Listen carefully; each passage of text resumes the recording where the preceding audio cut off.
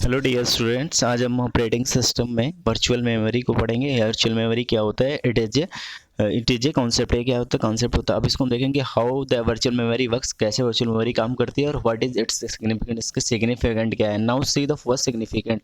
पहले सिग्निफिकेंट्स को हम देखेंगे कि it provide the illusion to the programmer that process whose size is larger than size of main memory can also be executed.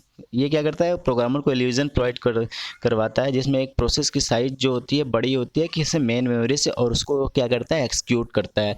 We know that degree of multi programming means होता है more and more process must come into main memory.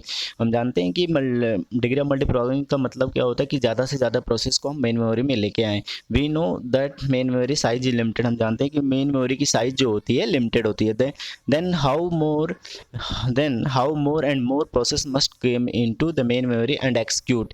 तो हम कैसे ज़्यादा से ज़्यादा process को main memory में लेकर आएंगे और एक्सिक्यूट करेंगे। It is also illusion of virtual memory. यह भी क्या है? एक इल्यूजन है किसका? वर्चुअल मेमोरी का। अब हम देखेंगे एक डायग्राम, उस डायग्राम के थ्रू देखेंगे कैसे ये वर्क करता है। इसमें हमने मेन मेमोरी का एक डायग्राम लिया है जिसमें हम डिफरेंट टाइप मल्टीपल प्रोसेस लिए रखे हैं। इन मल्टीपल प्रोसेस को हमने पेजिंग में डिवाइड कर रखा है डिफरेंट पेजेस में। और फिर देखते हैं कि सीपीयू क्या करता है। किसी प्रोसेस P1 प्रोसेस में P1 पेज को कॉल करता है, लाइक चाहता है, तो हम इसको चाहता है तो ये एक लॉजिकल एड्रेस जनरेट करेगा जो किसका होगा? पेज टेबल ये प्रोसेस P1 का होगा।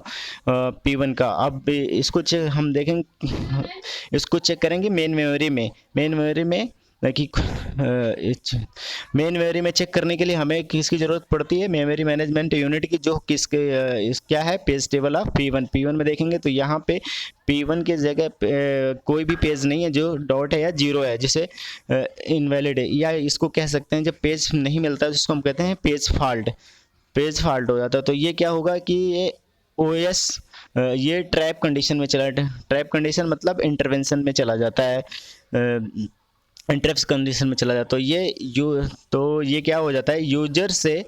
यूजर कंट्रोल से क्या करता है? ओएस कंट्रोल के पास चला जाता है। देन ये क्या करता है कि ओएस कंट्रोल इसको यूजर को फिर अथेंटिकेट करता है उस। अब हम देखेंगे कि यहाँ पे कोई भी प्रोसेस नहीं मिला तो ये पेज फॉल्ट जनरेट हो गया। फिर आगे जाएंगे तो वो एस अपना काम करेगा। अथेंटिकेट करने के बाद वो प्रोसेस P1 में चेक करेगा कि ये मेन मेमोरी में चेक करेगा कि ये पेज P1 कहाँ पे है। तो प्रोसेस P1 को देखेगा कि यहाँ पे अवेलेबल नहीं है, तो जो भी यूनिट खाली होगी हमारी उस यूनिट की जगह पे क्या करेगा वो? उसको यहाँ से P1 को, प्रोसेस P1 के पेज को लेकर क्या करेगा? इंटर करेगा, जिससे हम कहेंगे page one one of P1।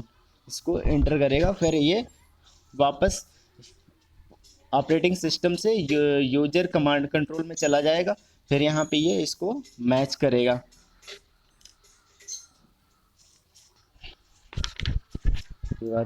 ये multiple process divided into different page में डिवाइड होते हैं। अब इसका एडवांटेज मेन क्या है कि प्रोसेस के साइज की कोई लिमिटेशन नहीं होती। मीन्स मेन मेमोरी की साइज से बड़ी भी प्रोसेस को हम क्या कर सकते हैं? एक्सिक्यूट कर सकते हैं। नंबर ऑफ प्रोसेस ऑफ कोई लिमिटेशन नहीं होता। यहाँ पे नंबर ऑफ प्रोसेस का कोई लिमिटेशन नहीं होता। इफेक्टिव मेमोरी एक्सेस टाइम को हम कैसे, मतलब समय कितना लगता है इसको निकालेंगे। मान लीजिए पेज फॉल्ट क्या है ये है, तो effective memory access time equal to होता है P into page fault services plus P into 1 - P main memory access time. Main memory का एक्सेस टाइम कितना है और ये पेज फॉल्ट का, जितना पेज फॉल्ट होगा उतने ही सर्विसेज का टाइम लगेगा। और ये जैसे हम मिली सेकेंड में देखते हैं और ये क्या होता है? नैनो सेकेंड में होता है।